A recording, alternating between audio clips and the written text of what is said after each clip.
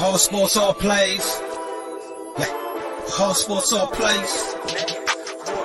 All sports, all plays. 365, we making up plays. You talking the game, get you to the days. We're high in the court, the dime in the lane. Variety topics, living the same. All presentation, sports information. In the airways, taking the nation. All sport, all plays, like working your faces. Grace at the field, so tie the laces. All sports, all plays.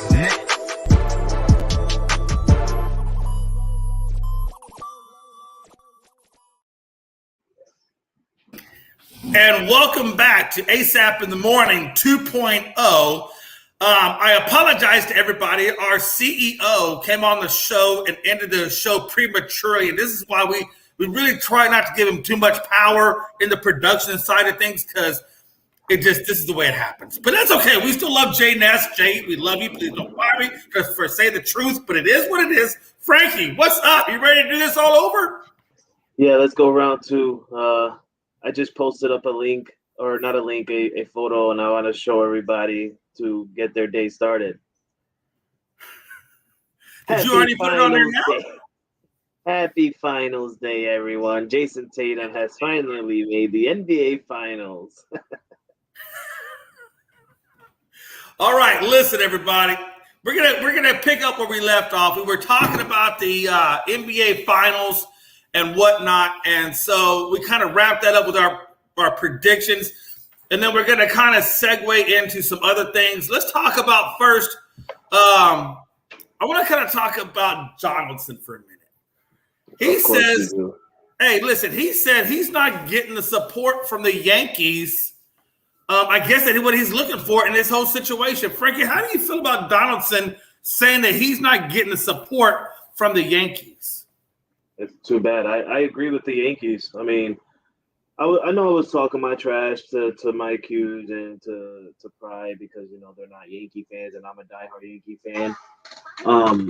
So I was just trolling them, but I don't like what Donaldson did. You know, it's a racist remark, what he said about Tim Anderson, calling him Jackie Robinson. And everybody on the Yankees don't stand by that. I mean, Aaron Boone was pissed. Aaron Judge was pissed. Juan Carlos Stanton wasn't happy. Everybody wasn't happy. And, Donaldson coming out expecting that, you know, as a Yankee player, you got your team there and they're supposed to stand behind for what you said. But we don't take that crap. I mean, Donaldson, this is your first year with the Yankees, and you're already seeing firsthand that we don't take that. So I don't know what this is, planning out for the future. I do know that Donaldson is appealing his 1-game suspension to where I wouldn't even appeal in 1 game, Jay. Literally, like if you would have just let that 1 game go, you would be playing today. Like you would have missed 1 game about last week, and you want to go and appeal it. Now you appeal it, and you're wasting about maybe a month of baseball time, depending on when the appeal happens. So I don't stand by it. I stand behind the Yankees, and I agree with what they're doing. They're showing Donaldson, like, change your ways and be different, or we're not going to stand behind you, and you're going to be gone by this 1 year and only play 1 year with the Yankees. And I totally agree with it. And I think what Josh Donaldson doesn't understand is, look, when you do things, if you're in the right, your teammates should stand behind you. But if you're in the wrong, especially with this level of wrongness, it's really hard to expect people to just support you when they don't necessarily feel the same way you do about what it is you said. I don't think you can expect people, regardless of teammates or not, if you come out and make this statement you made, then you just kind of, you got to kind of own that. It's almost like a parent when they have their kid. I mean, a parent loves their kid, but their kid's wrong. They make the kid go and apologize, and it is what it is. I mean, I think it's kind of the same situation here. I mean, you can't expect people to come out publicly and support what you're doing if what you're doing is clearly wrong. That's crazy to me. But anyway, hey, Josh Donaldson, just take your lumps. You apologize to Robinson family. I don't know if you apologize to Anderson or not, but just, learn from your mistakes. I don't know if it's a career ender for you, and just, pick up the pieces and travel on, and don't make the same mistake twice, and I think you'll be fine. And don't expect people to support you if what you're doing isn't support worthy. It is what it is. Hey, real quick, Juan Soto. There were rumors about him being on the trade block. That what have you. Rizzo, the general manager for the Nationals, said that is not true. He is not on the trade block. That he is a centerpiece of the Nationals. Juan Soto is 23 years old, and they plan to build around him. Now, Juan Soto is having kind of a down year. He's batting .232 with 9 home runs. So it's kind of a pedestrian year for him. They came out, the Nationals offered him, I believe it was 10 years, somewhere in the neighborhood of $300 million, and he turned it down.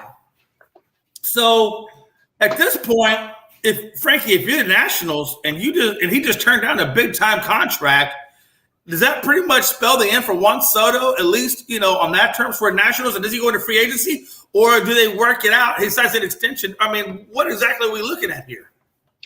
If I was Juan Soto, it kind of shows me what Aaron Judge is doing, right? I mean, Aaron Judge turned down about a $300 million contract to re-sign with the Yankees. And Juan Soto's doing the same thing, and he's doing it as, okay, the Nationals. They're not, Jay, let's be real. The Nationals are not the 2019 Nationals who won the World Series in 2019, right? They're not the same. They lost those key players. They lost a lot of people. And Juan Soto's young. He's young. He knows he's a great player. He doesn't want to be built around. He already wants a team that's already built. He wants to win now. He doesn't want to win 4 years from now. Because when you're building around someone, Jay, you can agree with me, it takes a while to build around one player. Like, you got to, and especially with baseball, this isn't basketball, this isn't football where you can quickly in one off season build around one person. No, that's not going to happen. You got to worry about your bullpen. You got to worry about who's on the outfield with him. You got to worry about who's going to be the catcher, because let's be real, catchers are important keys because they're the eyes who see the stolen bases and stuff like that. So, I mean, Juan Soto don't want to be built around. So what I think Juan Soto's probably going to do, Jay, is he's going to go this offseason. He's going to look around to see who's going to give him money, what team is built differently than the Washington Nationals. He's going to see if he can maybe win or at least reach a playoffs with that team. And then maybe he'll sign a contract with who, it depends. But if he doesn't see it, if he doesn't go to any team and doesn't see what clicks for him, then I do agree, and I think he will re-sign with the Washington Nationals. Now, do I think he re-signs for a $300 million deal? I wouldn't. I would just tell the Nationals, hey, I'm going to sign like a 2-year deal. If you can build a decent team around me within 2 years, then we'll talk long term after that, if you guys want to. Because let's be real, owners are assholes, excuse my language. But now that the CEO ain't in here, I can say what I want. But they're real assholes. Owners are real assholes, honestly. Like, they'll be like, okay, we'll give you your 2 years, and then they build that good team around him, and then they see that they're a decent team, and then that 2 year comes up, they'll be like, hey, Juan Soto, guess what? We have a decent team that we think we can win without you. So guess what? We're not going to give you that $300 million deal. So if I was Juan Soto, I'll see in the offseason which team is good, which team is going to pay you well, and then look at it as, can I reach the playoffs with this team? Because before you even think about reaching the World Series or winning a title, you have to think about, can I reach a playoffs with this team? And then if I reach this playoffs, can I win the playoffs? Depending on who you're facing, can I win the playoffs with this team? So it comes down to that. And if you can't find it, Juan Soto, then return to the Nationals on a short-term deal. Don't go long-term where you are going to be stuck there and struggling yourself and stressing yourself out like, man, I'm losing my young years here to where I can win the World Series early and going to end up becoming a Freddie Freeman, So that's what I think Juan Soto should do. Absolutely. And that's, and again, so basically to that, if we look at the other side of the coin, if you're the general manager of the Nationals and if you're a Rizzo, do you then say, you know what? I offered a guy 10 years, $300 million. He turned me down. He's getting ready to be a free agency next year. Should I then say, okay, maybe now I got to trade him to get draft picks to see, if I can still, give some sort of reward before he just walks out on me? I mean, at that point, what are you doing as a general manager? I mean, that's a good question. I wouldn't want to trade Soto. It's too early to think of that. I mean, like I said, Jay, every manager is an asshole. So he's gonna go to the press and say, no, he's our centerpiece. We're not trading him. We think he's gonna stick it out here with Washington. He'll sign a long term at the end of the year. But realistically, you can be correct, Jay. He can say that on camera, but then behind the scene, when the trade deadline come up, he can trade Soto in a surprisingly blockbuster deal. You never know. But for draft picks, that'd be insane. I wouldn't want to look for draft picks for Soto. I mean, you can get some first rounders, maybe a first and a second for Soto, but you want to add in a player as well. I would for Soto, I would want to add in a player as well. I mean, absolutely, yeah. I mean, yeah, and that's my point, though, right? So, but what team would really do that, Jay? Like, who would really give the Washington National, unless they're gonna give him a minor leaguer? And if they give him a minor leaguer, that'll be ridiculous. And Rizzo will look like the dumbest. I don't want to be really rude, but he would look like the dumbest general manager in baseball history to give away Juan Soto.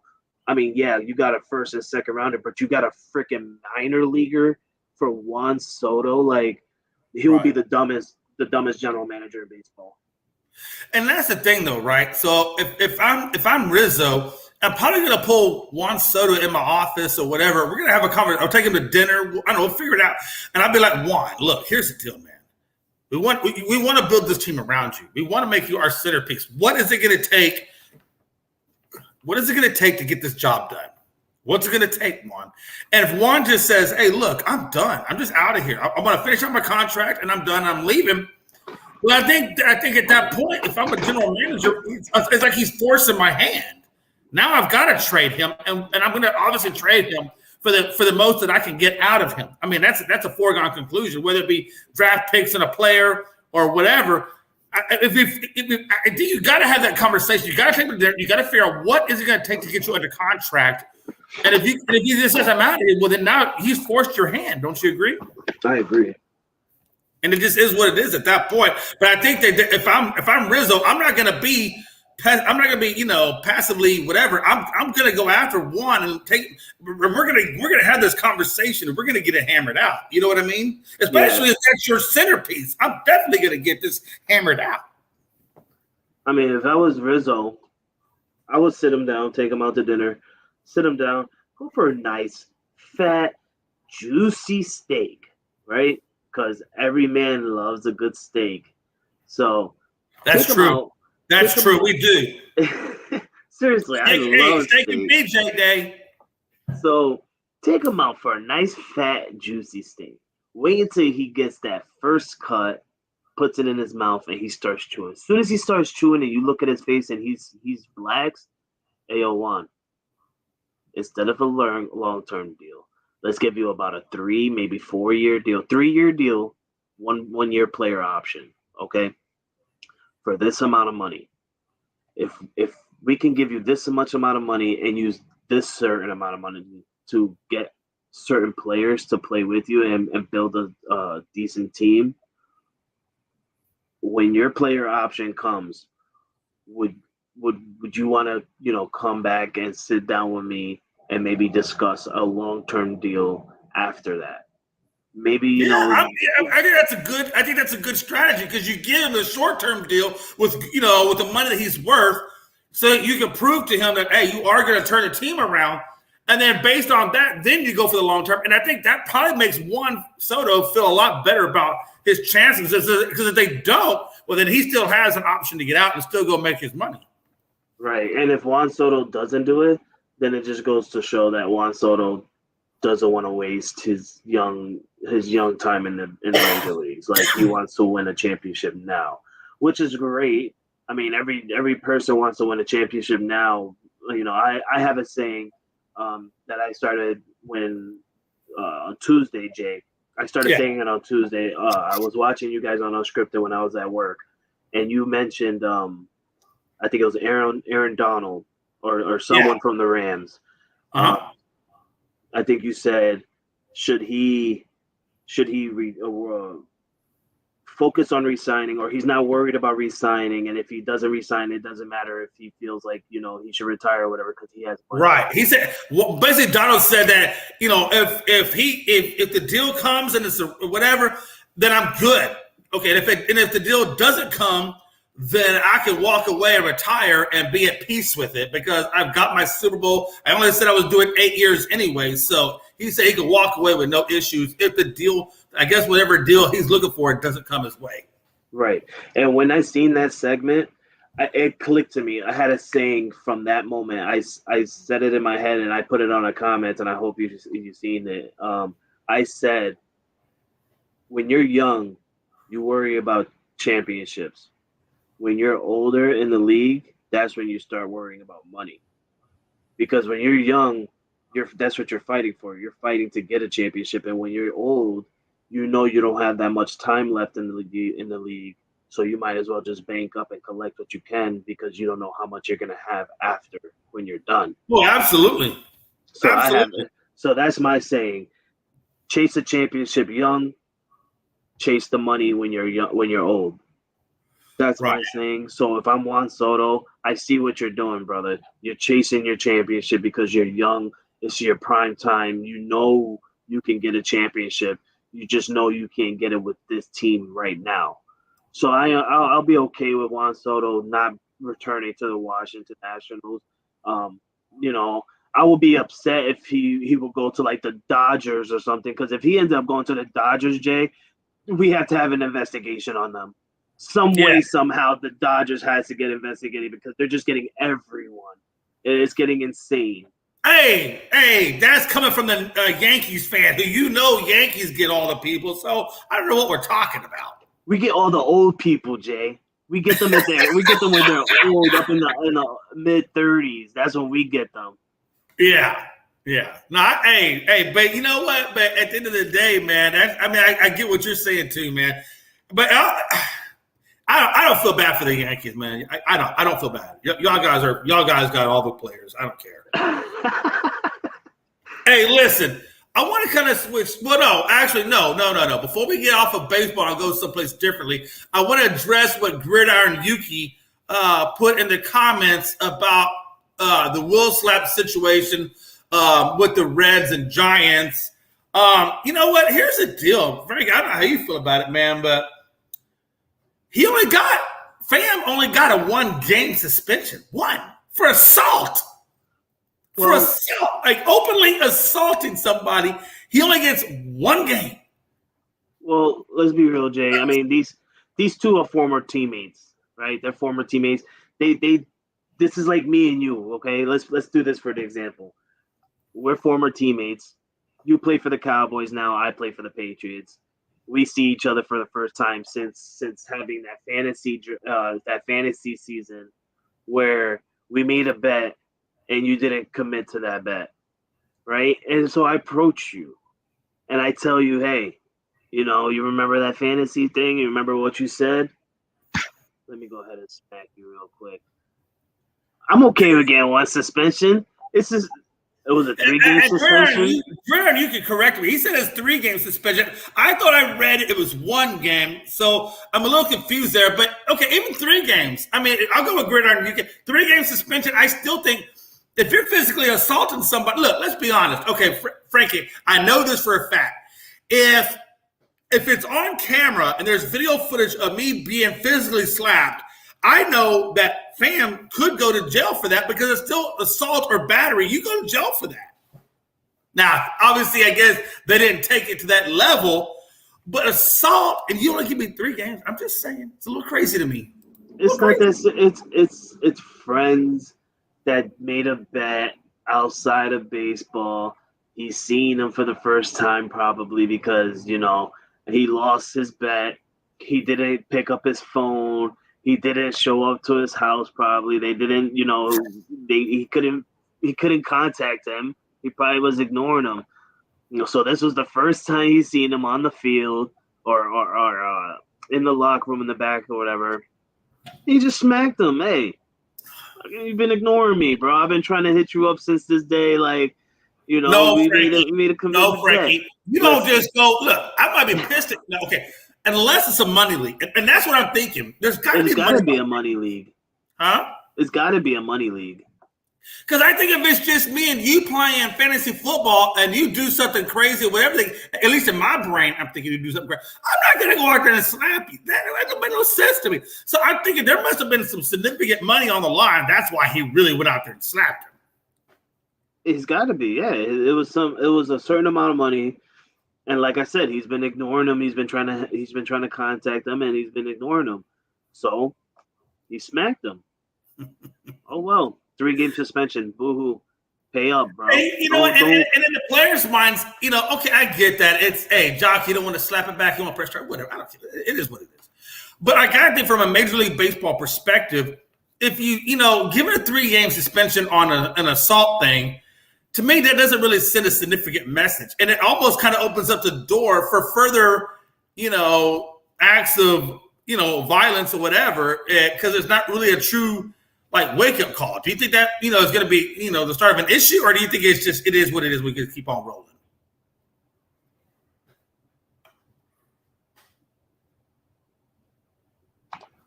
Sorry, I'm back.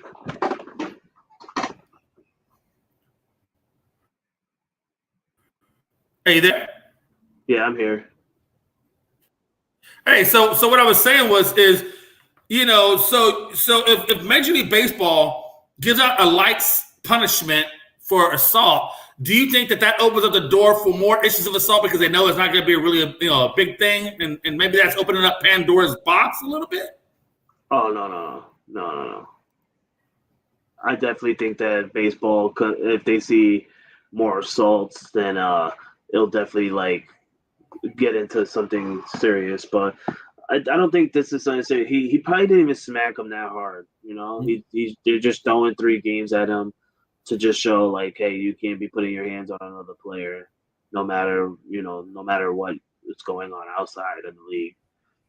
But maybe baseball asked what's the guy that did get smacked.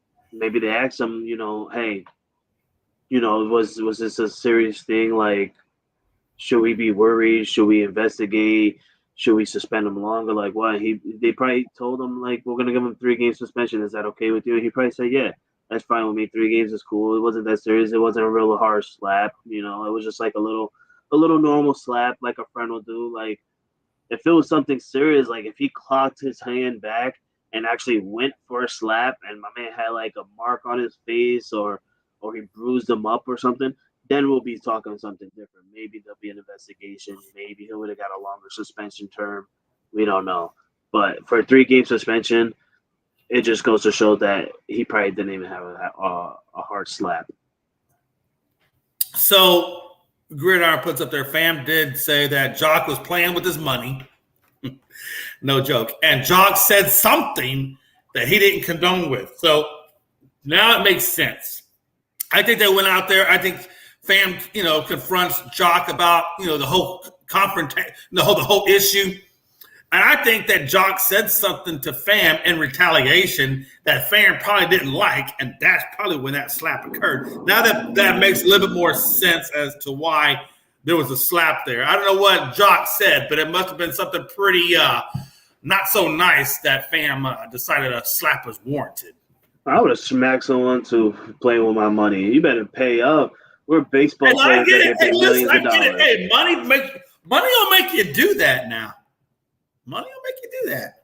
Especially if it's hundreds of thousands of dollars, because these are $1 million players, Jay. They're not cheaping up let's bet $500. No, they're betting at least $200,000 on fantasies. So you better pay up that $200,000, G.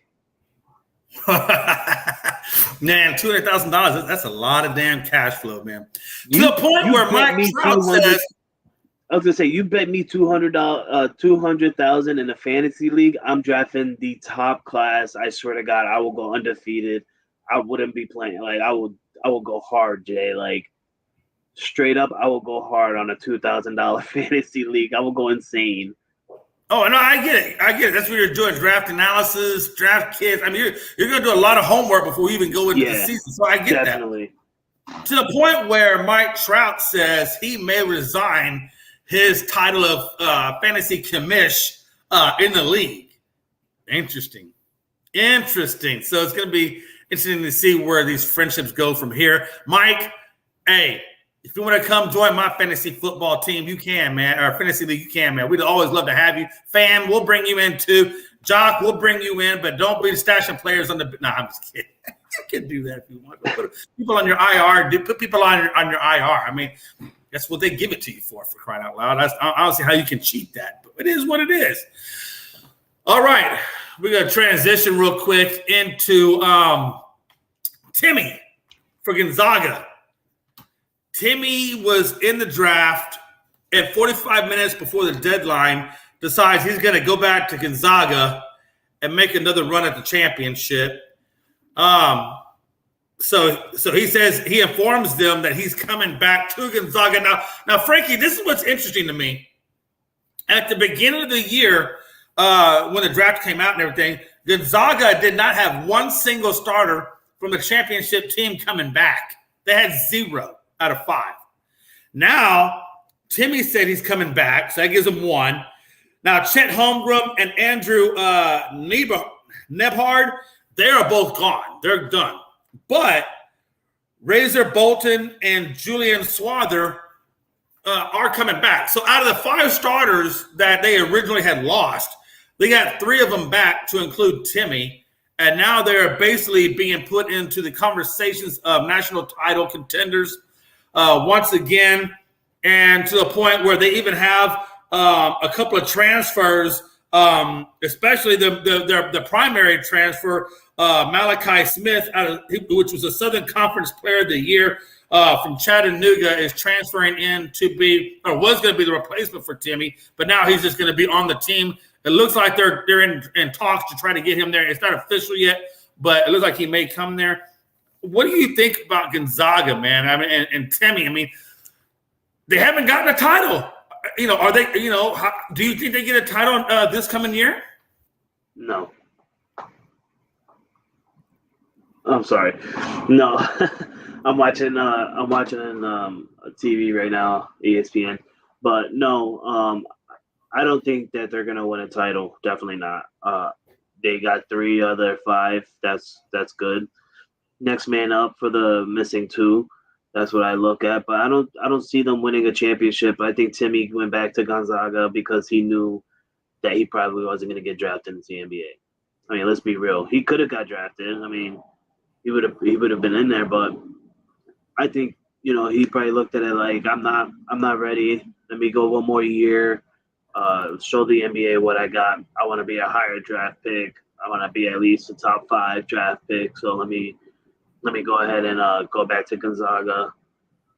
Honestly I don't think they're gonna win a championship, Jay.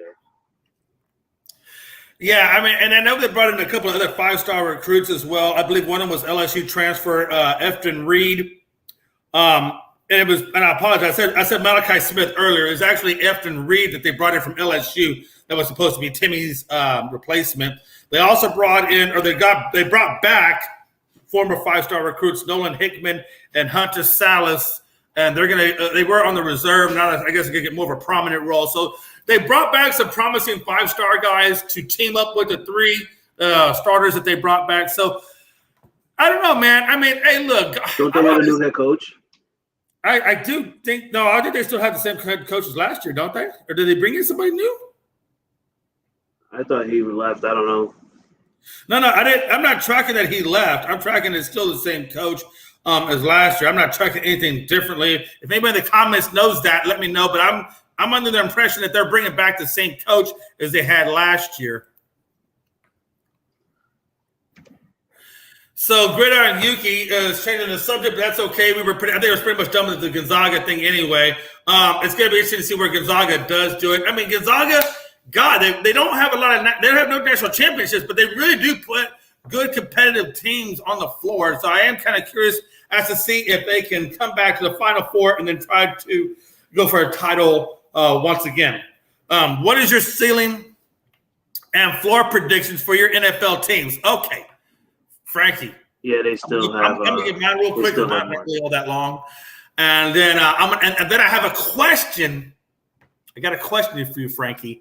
It's actually going to be a topic on tonight's Unscripted show, but I'm going to give you the same question because I want to kind of see where your thought process goes with that question. As far as the Cowboys are concerned, we didn't improve on any place that we needed to improve upon. We lost Amari Cooper. We lost Lyle Collins and a few of the guys in the offensive line. We lost Randy Gregory off the defensive line. You got turn like Jeremy Green said earlier. You got turn and burn. Trayvon Diggs will either get the interception or get burnt doing it. So our secondary is kind of suspect. Our running game is kind of suspect. So I don't have a lot of faith, honestly, and I love my Cowboys, but as a realistic person, we're going to be competitive. But I don't have any Super Bowl aspirations whatsoever for this team. And if they surprise me, well, then they surprise me. But I just don't have them Super Bowl aspirations this year. I'd be lucky if we can just get to the wild card, I think, at this point. I think the Eagles are probably going to come out of the East. And I think the Eagles they should do pretty well considering the upgrades that they've made. So I think Eagles are going to be a lot more competitive out of the East than the Cowboys will be. Frankie, my question to you is this. Bart Scott says that on paper, the New York Jets roster is twice as good as the Patriots. Hey, look, you can't make it up. That's what the man said. I just want to see what your response is to his accusation. The Jets can have one of the best rosters in the NFL, and they'll still be trash. It really don't matter. The Jets are like the Lions in the AFC, right? So it really don't matter. They can literally have the best team in the whole league and still be trash. Like, I don't care what anybody says. But I do agree the Patriots, they haven't looked really well this offseason, shall I say. I mean, we lost a lot of key pieces, Kyle Van Noy we lost J.C. Jackson, we lost Dante Hightower, which I'm upset about. He's still a free agent, so I'm hoping Bill Belichick can somehow bring him back on a minimum deal. Because, Jay got me a Hightower jersey, and I would love to still wear that. So I'm hoping we can sign him back so I can continue to wear that jersey. But we haven't made really good things. Now, should I say for the offense on the other hand, it's going to come down to our offensive line. I don't care what anybody say, Jay. We don't have top name receivers, but we have some decent receivers. Let's be real. We have Nelson. Yeah. We have Jacoby Myers. We have Devontae Parker. We have Devontae Parker. We got Devontae. All right. I don't care what anybody say. You guys could say he's old. You could say he's injury prone. No. Devontae. Well, I think what they're saying is you got Miami's leftover trash. I don't care. And Miami went. I'm just saying that's what you got. And Miami went to go get Kansas City leftover trash and Tyreek Hill, thinking he's going to catch passes from Tua Tagovailoa. No, we already seen. Can't even get the ball to him. Exactly, Jay. We seen it firsthand on videos that Tua can't pass a ball to Tyreek. So thank you for Devontae, because Miami was going to trade Devontae to certain teams, but because of Devontae's commitment to Miami, they went and they said, "Hey, where do you want to go?" And Devontae said himself, "The Patriots." Damn it, he came out and he said, "The Patriots." How do your player right, who plays for the Dolphins, go to the manager and said, I want to play for your AFC rival, the AFC East rival. So, Frankie, I'm sorry. I don't mean to stop you. But you got. I want. I love it. Let the steam rise to the top of the efforts. Read that comment and then give me your interpretation of Gridiron Yuki's evaluation of the Patriots. I mean, we have a tough schedule, but 8 and 9, that is not our ceiling. Our ceiling for the Patriots will probably be like 10 wins that I can see, maybe 10, if not maybe 11. But our floor, for one, the Patriots never go for ties. Damn it, we never go for ties.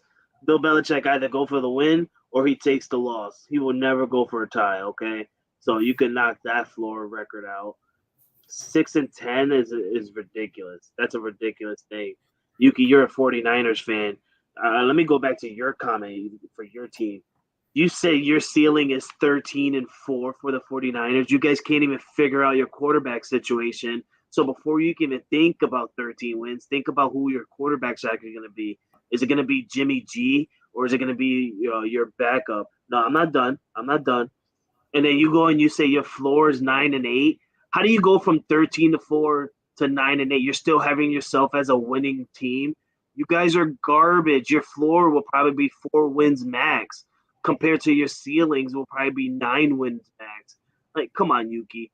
Be a real fan. I understand you're a 49ers guy, but be like me and Jay. Like, we're not over here saying, oh, we're probably going to, Jay would not go and say our ceiling is going to be 15-2. Really?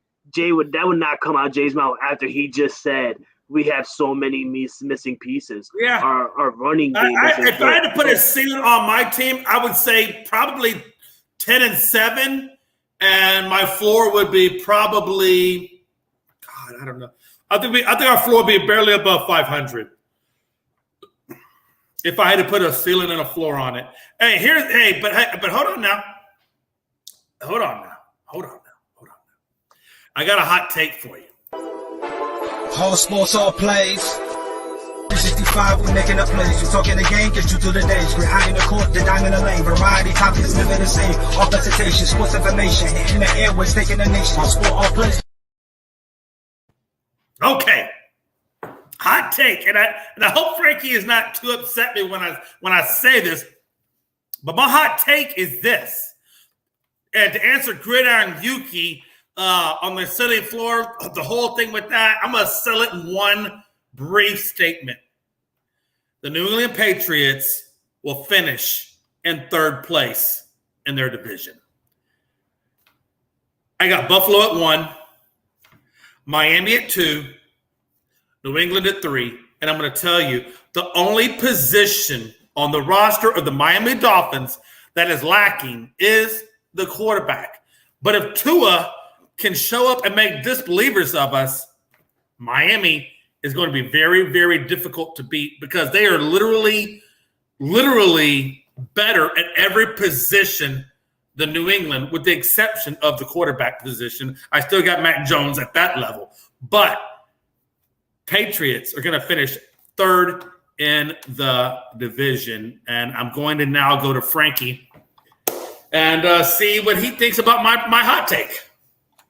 That was the stupidest hot take you can ever say. This is dumb. That was just dumb to say. Jay, you're so deep down inside. That's why you're laughing so hard. You just want to. No, hey, listen. I'm just saying. Let's see what the comments say. No, Jay. Deep down inside that Miami is not going to finish 2nd. They're not. Who's their head coach again? Not Brian Flores. Hey, and you know what? And that was really kind of dumb on their part. I think McDaniels will do a good job, but he's not a Brian. I think Brian Flores was the right guy for that team, and they just let him walk away. Who's their head coach for Miami? It's McDaniels. Josh McDaniels? No, not the other McDaniels. Oh, well, it really don't matter. Does it? There's two McDaniels. I know that always kind of confuses me too. You got Josh McDaniels, and then there's another McDaniels which came from the 49ers. The offensive Even coordinator. even worse, I can't Jay. remember his first name. There goes right there. He came from the 49ers. You don't have to say nothing no more. Miami might even finish dead last because of that.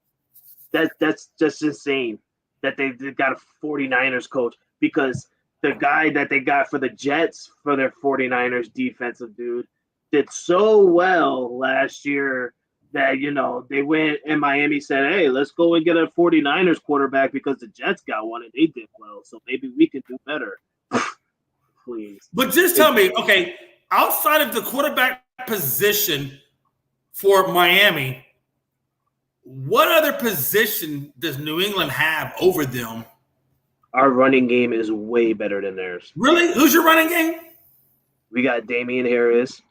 We got Ramondre Stevenson. We have James White. We got the two rookies that we just got this year. And we got J.J. Taylor. Hold on, come on now. So what you think you have, you think that what you have is better than Chase Edmonds, Raheem Mostert, and Sonny Michel, because that's the three. That's the three running backs on the Miami Dolphins. Yes, because Sonny Michel is a former Patriot. We know how he plays. Plus, he's a third stringer. Chase Edmonds ain't shit. Literally, he ain't nothing. Thank you. See, we are going to be second. I will take that. Honestly, we would be second, and the Bills would be first. I mean, hey, listen, I get it. And I do agree. You can make a good position, but it's not hot take worthy. Hot take worthy is knowing what Miami has and knowing the one weakness that they have, but still believing that everything else around them, because we saw what the 49ers did. The 49ers did not have a good quarterback in Garoppolo. I'm sorry, Garoppolo, but their team around Garoppolo was able to take care of the mistakes of Garoppolo and get them all the way to the conference finals. And I think the same way is going to be for Miami. Yes, the weakness is at quarterback, but they have so much other talent around him that it can kind of mask those issues. Just saying. Whole sports, all plays. 365, we making a plays. You talking the game, get you through the days. Behind the court, the diamond the lane. Variety, topics, living the same. All presentation, sports information. In the airways, taking the nation. Sport, all plays. What's going on, everybody? Your boy, Frankie C here. Frankie Foxborough coming out to let Jay know what my hot take is, okay? Are y'all guys ready for this? Because I got a sexy hot take. It's so hot that when you lick your finger and put it to your booty, it's going to be steaming. That's how hot it is. Are you guys ready? The Dallas Cowboys will finish dead last in the NFC East because the Giants are better than them, the Washington Commanders are better than them, and the Philadelphia Eagles will win that division. The Cowboys will be the laughing stock of the NFL in 2022, 2023. They will be this year's Detroit Lions. That is my hot take. Take it to the bank. I said what I said. I mean it. Frankie Foxborough out. You're so immature, but I love you. You're so immature, but I love you. I love you, but you're immature as fuck. Take that hot take to the bank. Hey, listen, I agree Jimmy G is not reliable, but our run game is. And it's true. Your run game is reliable. I get that. That's why I say 13-4, but mostly Wait, hold on. 9-8 is probably more realistic. Jay, who's their run game? Because their run game was Debo, and Debo don't even want to show up to Debo. No, they had the Mitchell, too. Mitchell was a good running back. He did well for them. I mean, it wasn't just Debo. Well, Debo was a big part, but they had a good run game as well. So I'm not going to take that. Matter of fact, that's, like I said, that's one of the mistake cover-up for Garoppolo was their run game and Debo. I mean, and their defense. I mean, there's a lot of things that they could mask over and get where they had to go. So much kudos. But again, Frankie, I'm okay with going dead last. You know why? You know why I'm saying that? Because sometimes you got to take a step back to go 10 steps forward. And if I can go back and get that first round pick, the number one pick, and I get the best overall, well, then I guess I get an upgrade. Yeah, I'm not going to lie, Jay. It kind of felt good. It sucked when the Patriots had that one horrible season with Cam Newton. But it kind of was a reliever because this was the first time literally in like 20 years, Jay, where I got to witness the Patriots in the top 15 of the draft. Like, they weren't in the little 20s like we normally are. We weren't last because we won the Super Bowl, whatever. We were top 15, and it felt good because we got Mac Jones out of it. You never know. And I agree with you. Sometimes you do have to be bad in order to get great. You have to get dead last to get a high draft pick, to look at the future and be better in the future. You can't always look in the past. So that's what I look at it. Right now, the Patriots, like, we're not the Patriots we were in the dynasty of 2020 to 2020, 2000 to 2020, right? We were in the same. So, but we're going to be different because it's Mac Jones time. Mac Jones lost that weight. He grew that arm strength. He got Devontae Parker. He got Jacoby Myers. He got Nelson Aguilar. He got Judon Smith. Or Jonnu Smith, sorry. I was looking at the comment up here about Judon and McCourty. He got Jonnu Smith. He got Hunter Henry. Don't sleep on Mac Jones and the Patriots offense, ladies and gentlemen. You guys slept on them last year. You guys were like, yeah, the Patriots spent so much money. They're not going to do nothing. But we surprised everybody when we beat the Buffalo Bills when Mac Jones only threw, 4 pass attempts and completed 3 of them. History, GOAT status. You're never going to see a quarterback do that again. Throw for 4 passes and complete for 3 and get the WJ. Not even Dak Prescott could do that. And where did you wind up in the playoffs? Yeah, we did wind up in the playoffs, and we played bad, man. We played bad. Bro, you got blown out. It wasn't even competitive. You got blown out. We didn't get blown out. We just got beat bad. What was the score, Frankie? We just got beat bad. No, Frankie, what was the score? I'm gonna look it up. We didn't get beat. We didn't get blown out. We got beat bad. Monkey work. I honestly, a lentil is a lentil. They're both beans. I know that. Chickpea, lentil. I'm not a food person. I don't know all that craziness. You might want to give me the answer. I'm sure there's a punchline somewhere in there. So I'll wait for the punchline. When was the playoffs? January, right? Yeah. Don't worry about it. We did get blown out. We did get blown out. It was 47-17. So again, you know what? You said what you want about the Cowboys, but you know what? We lost by basically one score, and you lost by how many scores? I'm just saying. I think at halftime, they weren't even playing anymore. Yeah, but that was expected, Jay. Mac Jones is a rookie who just made the playoffs. No. He was just too excited. He was just too excited. Jay, he was just too excited, Jay. Don't make excuses, Frankie. Don't backpedal. He was just too excited. Frankie, okay? Don't backpedal, because earlier he was the best thing since sliced bread at the snowstorm. He is the best thing since sliced bread. He's the best thing since sliced bread with mayonnaise, all right, and butter, all right? So it don't matter what you want to put. You can put mayonnaise on it. You can put butter on it. It don't matter. That's Mac Jones right there. But he was just too excited to make the playoffs in the first year, his rookie year with the Patriots. You know, he was just too excited. I don't care what anybody say. You could say it's what do you call it? Excuses. I don't care. You can say it is an excuse. But I know my team. I know my quarterback. Damn it, he was just too excited. Now this year, he's relaxed. He was smiling last year, Jay. He was smiling. But you know what he had this year? He has a serious face, and he went out. He said, "This is my team." Jay, Mac Jones, in 1 year, came out and said, "This is my team. This ain't Bill Belichick's team. This ain't Tom Brady's team anymore. This is Mac and Cheese team now, baby." Hey, I just want to say, Monkey, you made my day, man. That was pretty good. What's the difference between a chickpea and a lentil, Frankie? What? So Monkey Word comes out and says, "Hey, what's the difference between a chickpea and a lentil?" And he said he never had a lentil on my face. Oh Lord, and this. Hey, listen, I appreciate the comments. They make me and Frankie laugh, and we appreciate the comments, man.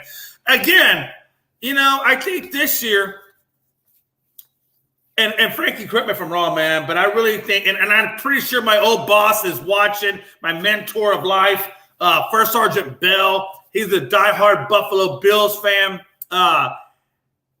I think the Bills have a pretty good shot, man. I think they got a pretty good shot at getting at least getting into the Super Bowl. What do you think, Frankie?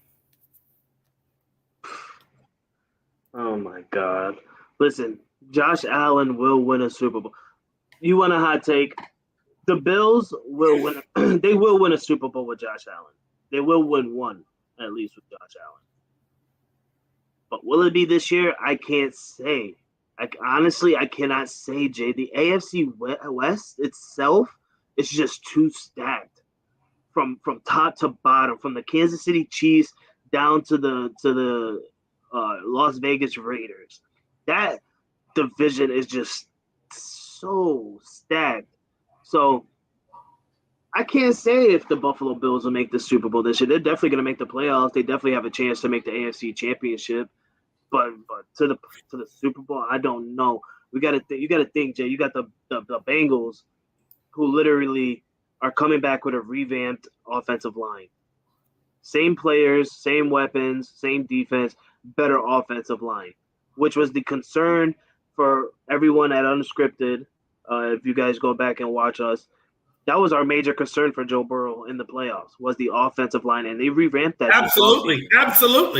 They got, but they brought in Collins. They brought in Cowboys offensive lineman Lyle Collins, and so I got to be honest with you, man. If Lyle Collins can stay healthy and stay out of trouble, that is a pretty good upgrade to their offensive line. Exactly. So you got the Bengals to worry about, who's looking to go back to the Super Bowl and win it. Because let's be real, they had a chance to win it last year, but they didn't. But they got a chance to go back this year and rewrite history. Then you got the Kansas City Chiefs and Patrick Mahomes. No matter what. Yes, he doesn't have Tyreek no more, but you're Patrick Mahomes, damn it. Patrick Mahomes can do this without Tyreek Hill. So I really don't care if Tyreek Hill's with the Kansas City Chiefs or not. Patrick Mahomes is still with them. So we'll see what they can do. Then you got the Raiders to worry about. Okay, the Raiders getting Devontae Adams with Derek Carr. That's a little scary. Not only Derek Carr, you got Darren Waller as well. And you got then they go Josh Jacobs, and that kind of worries me. I mean, do you think the running game is going to be that much better without Josh Jacobs being there? Oh, definitely, because their running game was good when Josh Jacobs was injured. They had a good running game without Josh Jacobs. So I think the running game is not going to be a problem, which is also why they brought in Devontae Adams, because if they don't have the running game, they got weapons all around him. And then you got the Chargers. You got the Chargers, Day. Who everybody keeps doubting Justin Herbert. Do not sleep on Justin Herbert. Everybody's saying that he's overrated and stuff. No, Justin Herbert is rightly rated. He's a good quarterback. He's a solid quarterback, and he's a perfect fit for the LA Chargers. And what they just built around him, fantastic. And the way they updated and upgraded their defense, fantastic as well. The Chargers are going to be a team not to mess with. And I know firsthand because the Chargers picked up both Kyle Van Noy, former Patriot, who I love and respect so much, and they got J.C. Jackson, one of the Mr. Interception himself, Mr. Into. That's what they like to call him because he literally can catch interceptions out of nowhere. So the Chargers are going to be scary. So the Bills, they have a chance to make the Super Bowl. I just don't think it's this year. In reference to Gridiron Yuki, thoughts on the Commander State, was it Gridiron Yuki? Yeah, it was Gridiron Yuki on the new stadium. The vote is still being delayed, so right now it's a delay of whether or not they're going to build the stadium, and also the stadium is proposed to be the smallest in the NFL. So I don't know, man. My thoughts on it, man. I don't think anything great's going to come out of it because it's a smaller stadium and the vote's being delayed. I think eventually it probably does get built because RFK is old, but I don't really put a lot of stock into it just because it is going to be a smaller stadium. But yeah, I think dome stadiums are becoming more the trend, or at least the retractable roof is becoming the new trend, which is a good trend, honestly. So, Commanders.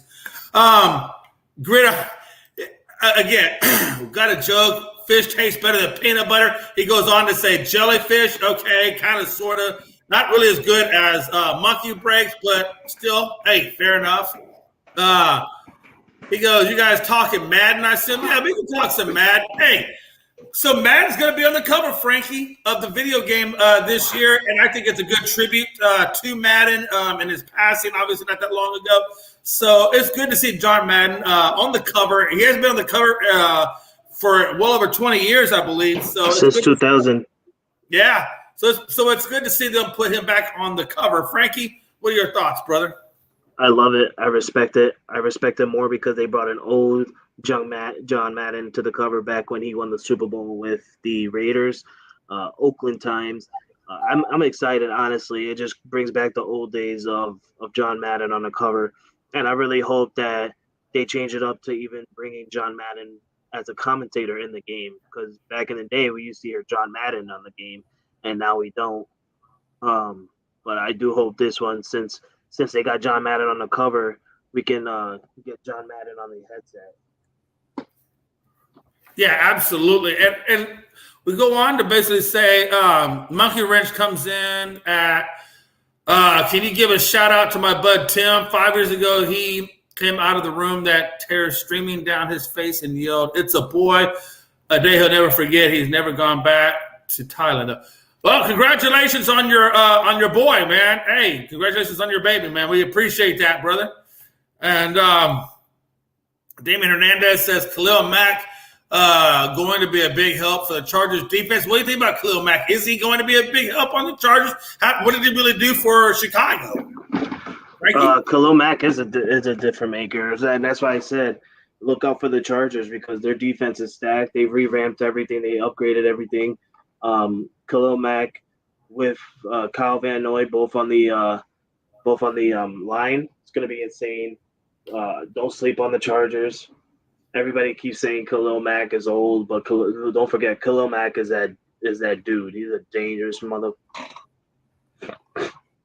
And then Gridiron Yuki says it's better than FedEx Field. Yeah, it is better than FedEx Field. You're right. And then you guys watch hockey at all, enjoying the playoffs? I got to be honest with you, Frank. I don't know if you're watching hockey as much. I haven't really watched a lot, but I have said that Tampa Bay Lightning would win the NHL Stanley Cup and make it 3 in a row. So that Tampa Bay Lightning currently is in the Eastern Conference Finals, going up against I forgot who they're going up against. Y'all can probably tell me. Is it Calgary? The New York Rangers. Rangers. I'm sorry, Rangers. So, yeah. And wow, man, the New York Rangers haven't been in the hockey talks for quite a while. So it's interesting to see the New York Rangers back in the playoffs. They haven't been in the playoffs for a hot minute. Jesus used to talking about my New York Yankees. Yeah, I heard it. You almost said New York Yankees. I know, my bad. I admit what I said was a straight up dad joke. I'm not an old. No, Yuki, man, it's a good joke, man. We appreciate it, man. It's all good stuff, brother. I think EA Sports will take Madden 23 more seriously. But of John Madden. What do you make of that? What? So Gridiron says EA Sports will take Madden 23 more seriously, but of John Madden. So do you think they do take it more seriously? Because I guess what he's saying because of his passing. Because it says because not. Wait, I think EA Sports will take Madden 23 more seriously because of John Madden. Yeah, I think that's what he's saying. Because. Oh yeah. Yeah, so it's because of them. Yeah. So yeah, and I think because of his passing, they probably do take it more seriously. Yeah, they're definitely going to take it more serious. No doubt. Sleeper team for AFC and NFC. That's a good one. Frank, I think my sleeper team is going to be Miami. I do, man. I feel like the only weakness I see in that team is the quarterback. But if he could come out there and prove himself, then they could be formidable. So I got Miami for the AFC. And as far as the NFC is concerned, I'm going to go Chargers, man. I think Chargers, what they've done on the defensive side of the ball and what Herbert can give you, I'm going to have them as my sleeper. So I got Chargers and Dolphins as my sleepers. Who do you got, Frankie? Yeah, but he said AFC and NFC. You said 2 AFCs. Good. Oh, that's right. Chargers are. That's right. Damn, Chargers are in AFC. God, I guess for some reason I had them as NFC. I'm gonna go Eagles. I'm gonna go Eagles because I feel like I want to still see what Justin or I want to see what Hurts brings to the team. He got them to the wild card. Now he's got some weapons and some upgrades on defense. I'm gonna go Eagles. All right, so I'm gonna go Eagles and I'm gonna go Miami, man. I feel like Miami is still a true sleeper. So I'm gonna go Eagles and Dolphins. All right, you want to hear mine? Yeah. I'm gonna agree with Yuki on the AFC. My sleeper team on the AFC is not the Jaguars. You're crazy, Yuki. I'm not gonna follow you and saying the Jaguars. That's insane. No, my AFC sleeper team has got to be. I want to pick a go one. All right, I'm going to just go say my sleeper team for the AFC is going to be the Las Vegas Raiders. That's going to be my sleeper team. I think everybody thinks, because I've been hearing it and I've been seeing it, they predicted the Raiders to win 8.5 games, Jay. Okay. So I think they're my sleeper team. I think they're going to win more than that. I don't think people are giving them more credit than what they deserve. So Raiders are my sleeper team for the AFC. And for the NFC, I'm going to have to say I'm going to have to go with the Bucs and Tom Brady. Everybody's not talking about Tom Brady and the Bucs anymore because they're not the team since they won the Super Bowl. Don't sleep on the GOAT. Don't sleep on the GOAT. I'm not going to pick the Eagles because I'm expecting the Eagles to win this division, honestly. Everybody's talking about Jalen Hurts. I know what Jalen Hurts can bring. He has weapons now. Jalen Hurts is going to be fine. He's going to play fantastic. He's going to be great. So I'm not putting the Eagles as a sleeper team because I'm expecting the Eagles to win the NFC East. My sleeper team is going to be the Tampa Bay Buccaneers because they are not the same defense. They are not the same offense. Don't sleep on the GOAT. He always finds a way. Well, all right, folks. We're about an hour now, so we're going to get on out of here. Appreciate everybody stopping by. Appreciate all the comments, love, and everything in between. Appreciate you guys. Again, you can catch Unscripted tonight at 7 p.m. Eastern time. And we got a special podcaster from Boston on the show tonight. And we're going to talk that plus the debate between Pride and Rob C. And it's going to be amazing to see how well it turns out. So, again, you don't want to miss tonight's Unscripted just before Game 1. It's going to be heated. It's going to be a lot of fun. 7 p.m. Eastern time. We'll see you next time. Until next time, this is Frankie the Yankee and Jay McLovin, and we're out of here. All sports, all plays. All sports, all plays. All sports, all plays. 365, we're making up plays. You talking the game, get you to the days. We're high in the court, the dime in the lane. Variety, topics, living the same. All presentation, sports information. In the airways, taking the nation. Sport, all plays, like working your faces. Scratch up the field, so tie the laces.